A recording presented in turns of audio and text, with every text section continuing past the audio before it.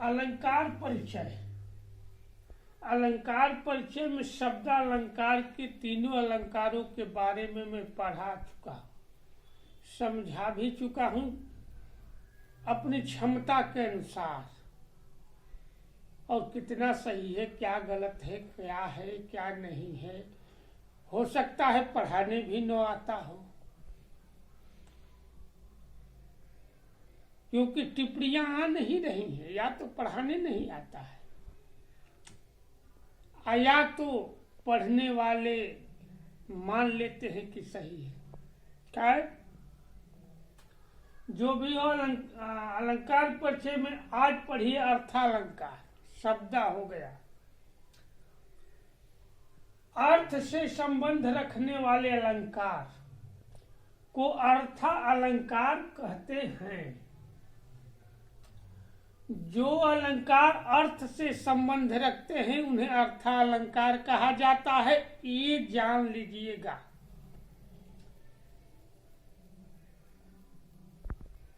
अर्थालंकार से युक्त रचनाओं में यदि एक शब्द के स्थान पर अर्थालंकार से युक्त यानी अर्थालंकार के साथ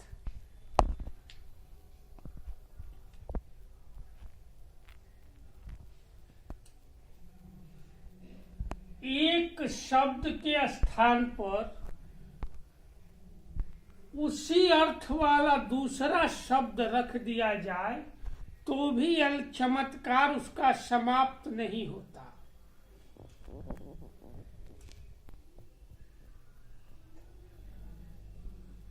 तो भी अलंकार अर्थ का चमत्कार समाप्त नहीं होता। अलंकारों की संख्या हजारों में है, लेकिन पाठ्यक्रम में निश्चित अर्थालंकार दिए गए हैं, कुछ चुन चुन के दिए गए हैं। अर्थालंकार के अलंकारों की संख्या तो हजारों में है। इस प्रकार हैं, देखिए जो दिए गए हैं वो इस प्रकार है।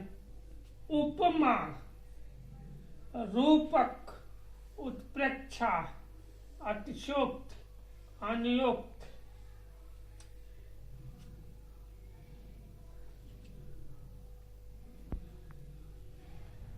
बाद भी कहीं कहीं दिए जाते हैं, लेकिन वो यूपी बोर्ड में दिए जाते हैं, सीबीएसई और आईसीएसई में नहीं।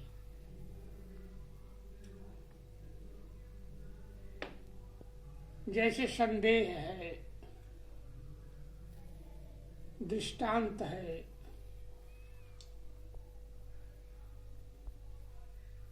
आदि अलंकार हैं।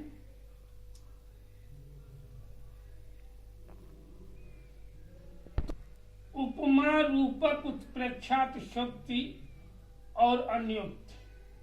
अतिशयोक्ति जिसमें जो है नहीं वही होता है।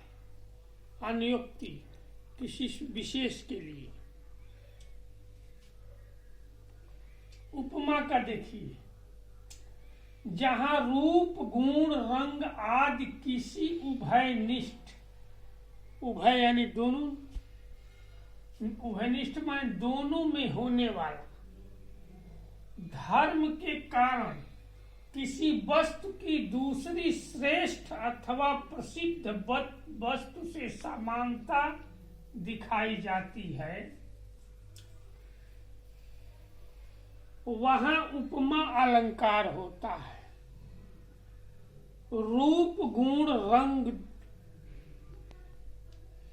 आदि किसी, कोई भी हो, उभयनिष्ठ दोनों में होने वाले धर्म के कारण किसी वस्तु की दूसरी, धर्म यानी साधारण धर्म, तो वहां उपमा अलंकार होता है। उपमा के भी 4 अंग होते हैं। उपमेय, उपमान, साधारण धर्म और वाचक शब्द।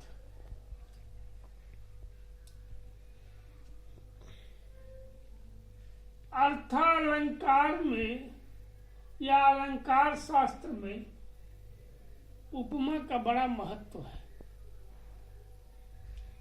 उपमा अलंकार को बहुत बढ़िया ढंग से दिया गया है और बहुत ही सुंदर अलंकार माना जाता है। अर्थालंकार का एक बार और देख लीजिए, अर्थ से संबंध रखने वाले अलंकार, जो अलंकार अर्थ पर निर्भर हो, शब्द पे नहीं, अर्थ पे, शब्दों के अर्थ पे निर्भर होते हैं, वो अर्थालंकार कहलाते हैं। अर्थालंकार से युक्त यानी अर्थालंकार से भरे हुए,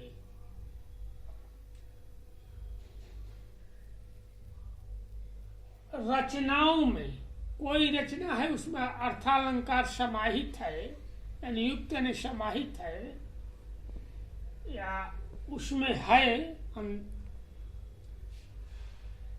अप्रत्यक्ष रूप से उसमें है, दिखता नहीं है, तो एक शब्द के स्थान पर उसी अर्थ वाला दूसरा शब्द अगर रख दें तो भी अलंकार समाप्त नहीं होता। अर्थात अर्थ का जो चमत्कार है अर्थालंकार में, वो समाप्त नहीं होता। अब यहाँ तो बता ही चुके हैं उपमा। अब देख लीजिए, जहाँ रूप गुण रंग आदि में चाल ढाल बोल चाल जो भी हो, किसी उभयनिष्ठ दोनों में होने वाले धर्म के कारण किसी वस्तु की दूसरी श्रेष्ठ अथवा प्रसिद्ध वस्तु से समानता दिखाई जाती हो, किसी वस्तु की दूसरी श्रेष्ठ अथवा प्रसिद्ध, जैसे मान लीजिए वल्लभ भाई पटेल और किसी अन्य को मान लीजिए मोहन, सोहन, रोहन, अभिनव, उदय, जो भी हो, उससे वल्लभ भाई पटेल से समानता दिखाई जाए या तुलना की जाए, उपमान से उपमेय की, अर्थात क्या कहेंगे, विशेषण से विशेष्य की कह सकते हैं या गलत भी हो सकता है। तो वही उपमा अलंकार होता है। उपमा अलंकार के चार अंग हैं, चार: उपमेय, उपमान, प्रेक्षा, रूपक,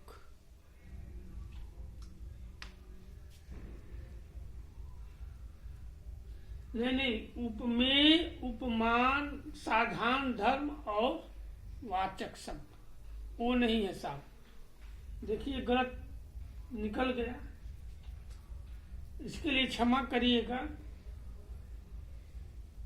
वो अर्थालंकार के हैं, उपमा, रूपक, उत्प्रेक्षा, अतिशयोक्ति और अनुक्ति।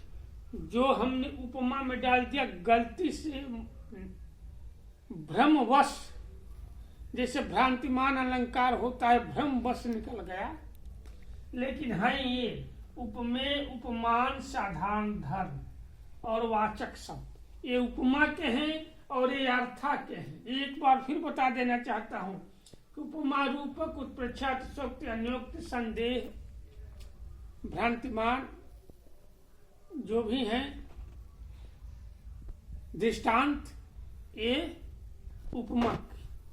यानी अर्थालंकार के हैं, उपमा के नहीं, अर्थालंकार में आते हैं। अब देखिए उपमा में कौन कौन संग है। उपमेय, उपमान, साधारण, धर्म, वाचक शब्द।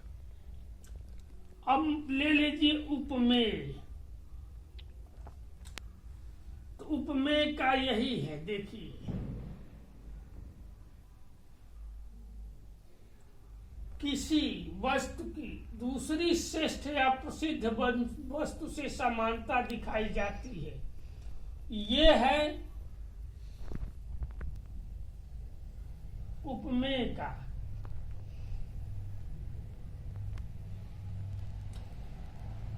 एक उपमेय का है। और उपमान का ले लीजिए, जिससे उपमेय की तुलना या समता दिखाई जाती है, वो उपमान है। जैसे मान लीजिए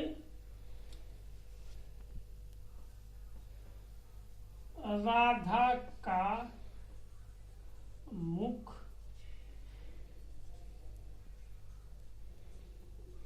चंद्रमा है या चंद्रमा के समान है।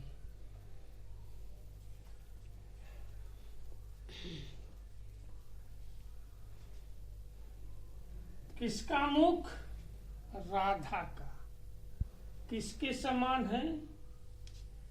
राधा का मुख चंद्रमा के समान है। ये हुआ उपमान और मुख हुआ उपमेय। यानी मुख की तुलना समानता उपमान से की गई है। मुख की तुलना चंद्रमा से की गई है,